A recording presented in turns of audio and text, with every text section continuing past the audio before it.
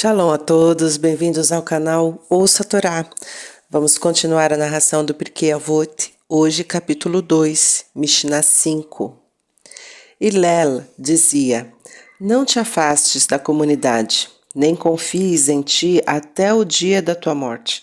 Não julgues o teu próximo enquanto não te encontrares na situação dele. Não digas coisas esperando que não sejam ouvidas, pois no fim acabarão por serem ouvidas. Não digas, estudarei quando tiver tempo, pois talvez nunca tenhas tempo. A comunidade, um grupo que vive junto, ocupa lugar muito importante no judaísmo. A este grupo foi dada a Torá, e é do grupo, com suas inter-relações e atividades coletivas, que o Todo-Poderoso desejou fazer um reino de Coanim, sacerdotes, e um povo santo. De fato, o indivíduo, no cumprimento de suas próprias obrigações religiosas, depende frequentemente da comunidade e de suas instituições. Existe uma coisa na Torá que você não pode observar sozinho. Para Hillel, a comunidade autêntica e histórica do povo judeu é ainda mais do que isto. É uma autoridade implícita e imutável na lei normativa judaica. Certa vez foi levantada uma questão. Quando o dia anterior a Pêssar ocorria no Shabat, as pessoas vinham fazer o sacrifício do Cordeiro Pascal. Era-lhes permitido carregar as facas de abate consigo na área do templo? Ninguém sabia, e nem mesmo Hillel se lembrava como os seus mestres o haviam determinado, mas ele aconselhou: deixe o povo de Israel fazer como está acostumado. Se eles não são profetas, são filhos e descendentes de profetas. Uma vez tendo visto o que o povo fez, ele se lembrou de como tinha sido ensinado.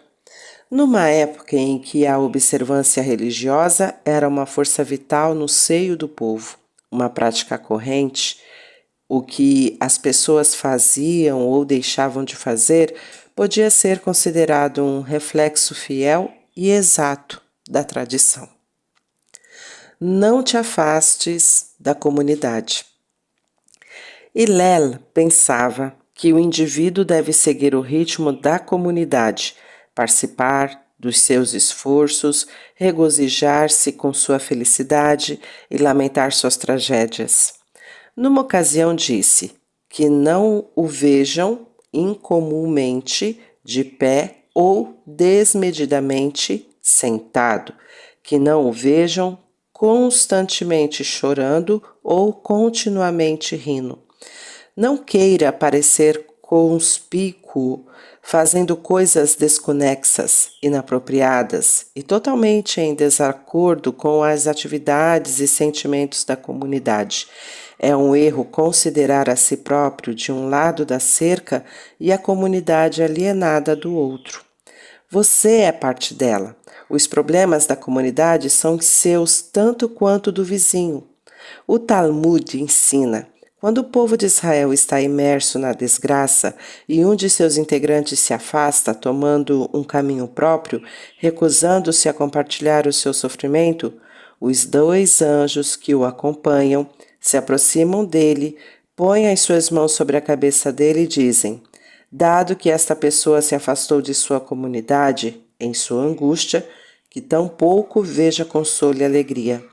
Se você não participar do pesar e da dor de seu povo, não pode esperar participar de seu regozijo.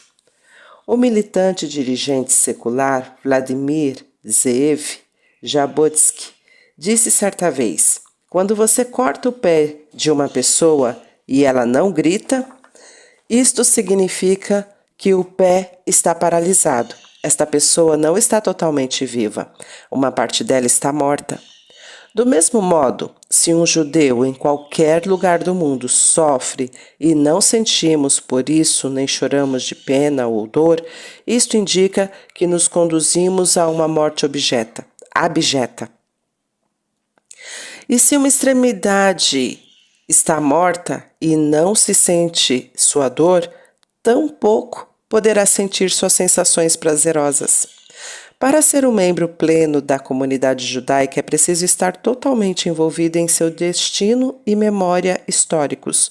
Como o Talmud conclui, quem sofre empaticamente com a comunidade merecerá alcançar o consolo e os bons momentos da mesma. Durante extensos períodos da vida, o ser humano fica totalmente desamparado e incapaz de sobreviver sozinho. Na infância, na doença e na velhice, o homem depende dos outros e da comunidade. Ademais, a cultura e a civilização como as conhecemos seriam impossíveis se vivêssemos como ermitãos, em total isolamento e autoconfiança absolutas. Por meio da organização da sociedade, especialização e divisão de trabalhos, cada um de nós pode gozar os frutos do trabalho cooperativo de milhões de seus companheiros.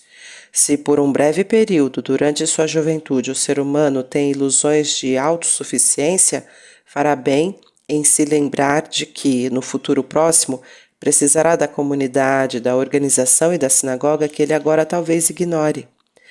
E sempre, quer ele saiba disso ou não, ele está se beneficiando das atividades e contribuições de inúmeros outros.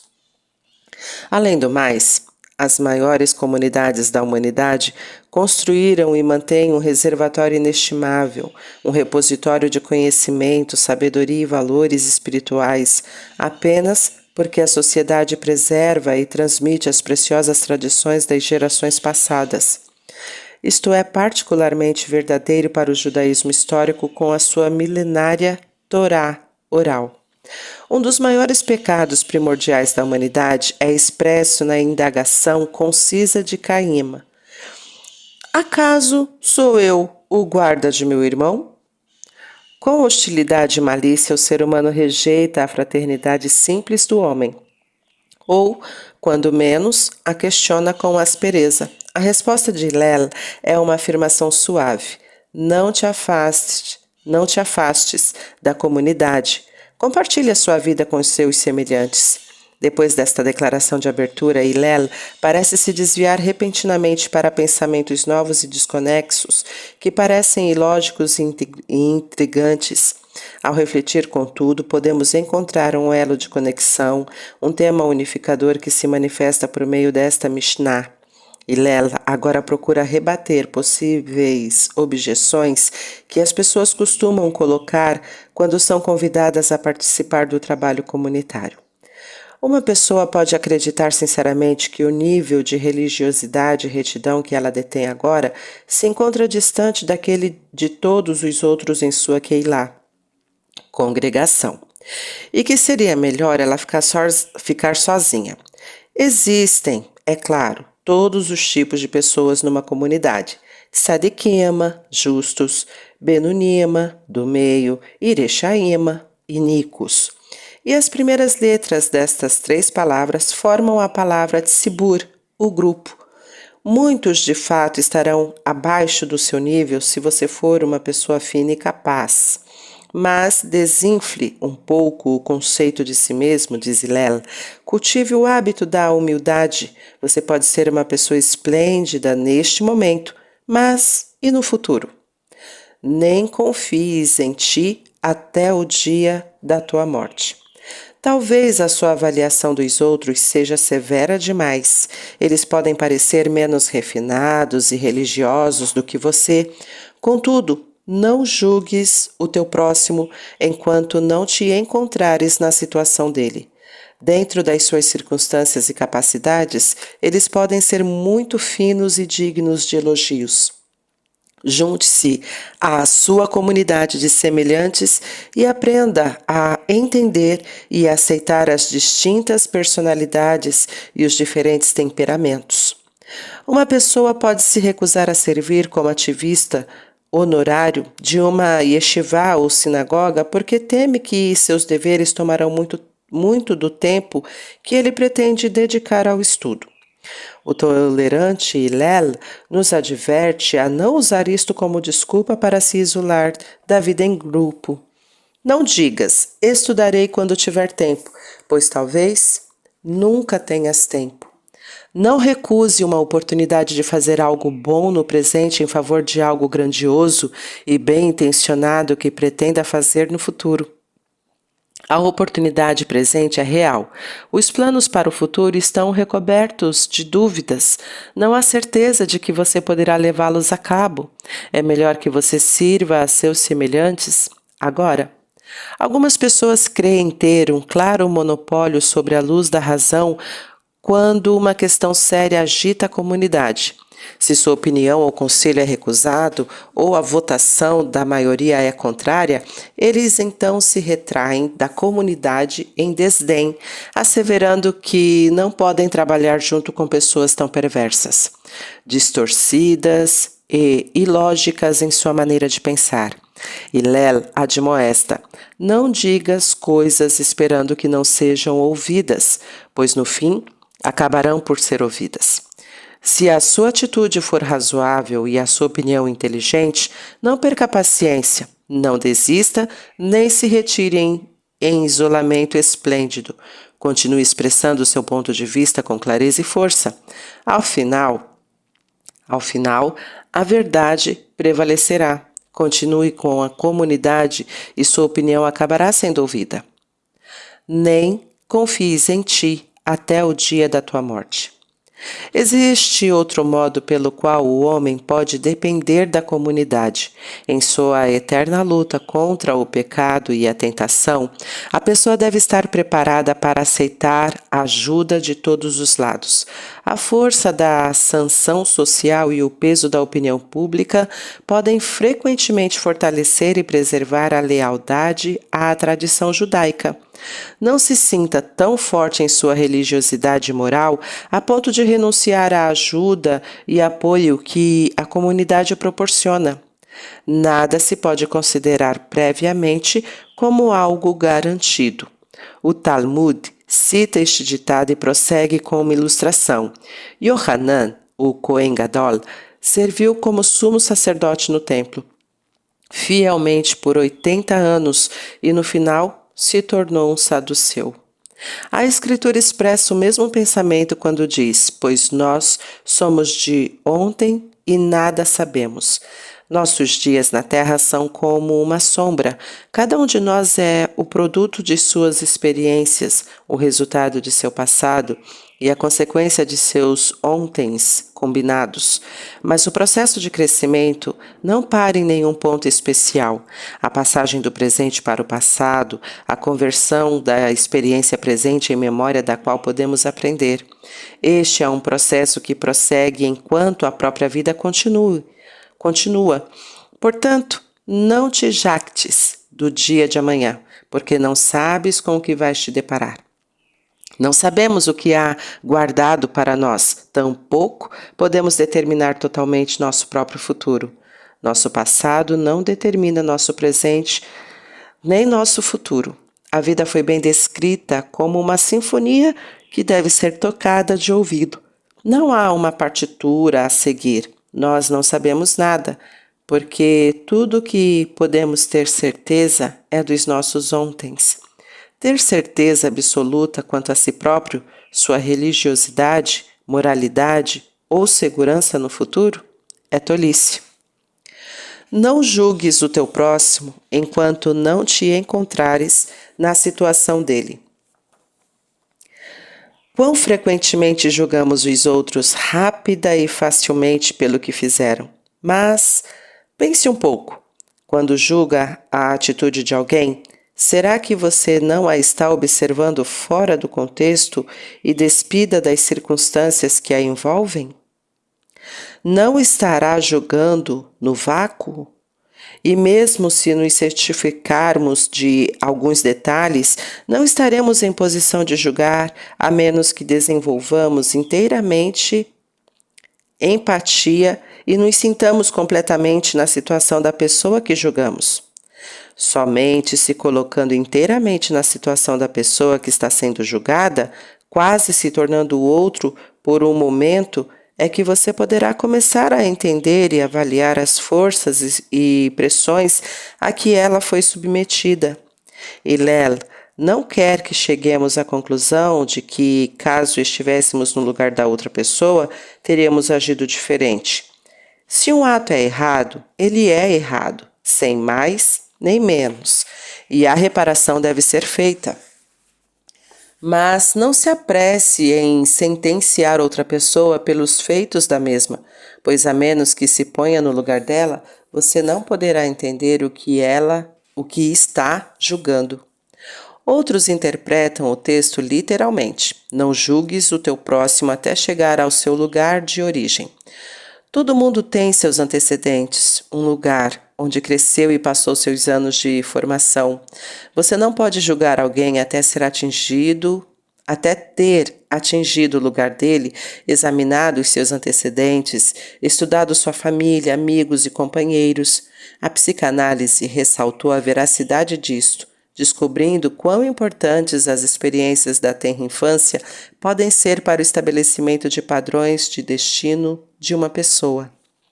A distância cria diversas ilusões de óptica, assim como um objeto redondo pode parecer oblongo quando visto de longe. As identidades das pessoas parecem diferentes do que realmente são se não estivermos perto delas. Não julgue seu semelhante até chegar mais perto do cenário. Os julgamentos históricos, especialmente quando estamos afastados há séculos do assunto, sofrem deste tipo de distorção. O Talmud conta que Urav Ash terminou a leitura de uma Mishnah exatamente no ponto em que ela ensina a respeito de 3 reis que não têm quinhão no mundo vindouro, de tão iníquos e idólatras que foram: Jeroboão, Acabe e Menache. Urav Ash disse aos seus alunos: amanhã iremos expor a respeito destes 3 eruditos colegas. Ele chamava os reis assim porque a tradição os considera estudiosos da Torá, mas nem é preciso dizer que ele estava sendo sarcástico e pejorativo. Naquela noite, Menache apareceu a ele em sonho e disse: você me chamou de erudito, colega ou de seu pai? Então, ele fez a Urav Ash uma pergunta sobre a lei judaica e, como o sábio não sabia responder, deu-lhe a resposta correta. Com humildade e assombro, Urav Ash perguntou ao antigo rei: uma vez que você era tão estudioso, como pôde adorar ídolos? E veio a resposta: se você tivesse estado lá, vivido naquela época, teria recolhido a bainha de sua vestimenta e corrido atrás de mim, iria se juntar a mim na idolatria. É impossível para nós, em séculos posteriores, apreciar ou compreender a poderosa força e a enorme atração da idolatria daqueles tempos antigos. Nem Urav Ash, nem nós podemos julgar. Não digas coisas esperando que não sejam ouvidas, pois no fim acabarão por serem ouvidas. O texto hebraico também pode ser traduzido assim: não digas coisas que não devem ser ditas, pois no final serão ouvidas. Raramente, ou tarde demais, é que as pessoas descobrem não ter mantido um segredo. Conduziu à desgraça e ao desastre. Rivalidades, conflitos e violência foram produzidos na vida de indivíduos e nações quando esta máxima da nossa Mishnah não foi seguida. Uma vez que um segredo seja compartilhado, ele deixa de ser segredo. De fato, quando alguém viola um segredo e passa adiante uma informação confiada a ele, nessa condição, sua desculpa ou racionalização é: se isto tivesse realmente de ficar em segredo, não teria sido contado a mim. Provavelmente não há problema em compartilhá-lo com mais uns poucos escolhidos. Mas, uma vez que o segredo começa a escorrer, ele espalha como fogo fato. O sistema de comunicação que transporta a confidência, é vasto e fantástico na sua eficácia. A expressão popular diz que as paredes têm ouvidos e que passarinhos sussurram informações preciosas. É como atirar uma pedra num lago. As ondas vão formando círculos de diâmetros cada vez maiores. Não seja ingênuo. Não espere que um segredo contado continue secreto. Se você contar, acabará sendo ouvido. O Talmud relata como Herodes, o rei da Judéia, condenou todos os sábios de sua época à morte, exceto Baba ben Buta, a quem ele cegou. Então, um dia, sem revelar sua identidade, ele se sentou diante do sábio, sem revelar sua identidade. Senhor, ele disse, viu o que aquele escravo perverso está fazendo? Referindo-se a si mesmo, Herodes. Ele esperava, assim, tentar Baba ben Buta para que dissesse alguma crítica pérfida ou desonrosa sobre ele. Mas o sábio cego respondeu apenas: O que posso fazer com ele? Amaldiçoa-o, retrucou Herodes. Está escrito, respondeu o sábio: Não insultes ao rei, nem sequer em teu pensamento. Este não é um rei, insistiu Herodes. Mesmo que seja apenas um rico, disse o sábio, como está escrito, não maldigas ao rico em teu território, em teu dormitório.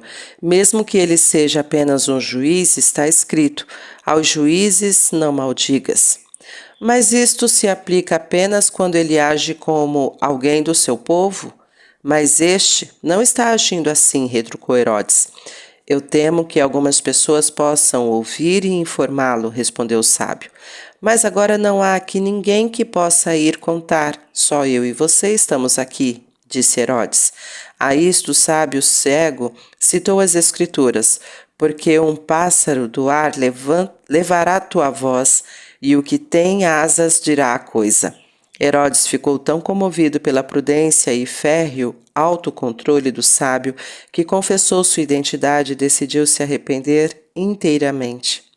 Este é o tipo de discrição e silêncio sábio que faríamos bem em imitar. Geralmente, porém, a palavra lishmoa é traduzida como não como ser ouvido, mas ser entendido. A Mishnah poderia então significar: não digas coisas esperando que não sejam entendidas, pois no fim acabarão por ser entendidas. À medida que estudamos a Torá, podemos encontrar problemas e dificuldades que a princípio parecem insolúveis e além da compreensão ou explicação. Mas Hillel, com sua humildade e paciência, adverte: não desista de encontrar sentido e razão nos elementos da Torá. Razão e entendimento não são algo fixo e definido para todos os tempos. O que nos deixa perplexos e confusos numa etapa de nossas vidas pode parecer lúcido e claro numa época posterior. Apesar de não termos aprendido nada de novo neste inteirim, por outro lado, uma geração pode aceitar algumas coisas como evidentes por si mesmas, e uma posterior pode achar que são estranhas e bizarras. Pelo menos, diz Hillel, não desista facilmente ou muito cedo. Não conclua precipitadamente com base na sua primeira impressão. Espere, estude e faça indagações e acabará compreendendo. As palavras de Hillel podem ainda ser assim entendidas. Não diga algo que você tem certeza de que não possa ser escutado. Por estarem seguras de que as pessoas não prestarão atenção ao que você disse ou não se lembrarão mais tarde, você pode considerar seguro dizer algo e tudo soar bem naquele momento. Isto é imprudente, pois no fim acabarão por ser ouvidas. Como diz Salomão na conclusão de Coelet, tendo sido tudo escutado, eis aqui a conclusão do assunto. As pessoas escutam e se lembram. Discursos de campanha eleitoral feitos pelo candidato no passado e até mesmo há anos serão lembrados pela oposição com a intenção de embaraçá-lo se ele se houver desviado de seus pontos de vistas anteriores. Seja cauteloso e prudente ao falar e se empenhe em ser consistente. Um ditado popular recomenda que suas palavras sejam doces e suaves, pois algum dia você pode ter de engoli-las. As Escrituras sabiamente declaram: quem guarda sua boca e sua língua, guarda sua alma de penúrias. Fim da Mishnah 5. Tá gostando do conteúdo do canal? Então curta, comenta, compartilha. Se ainda não é inscrito, se inscreve, ativa o sininho e fica por dentro das novidades. Shalom a todos!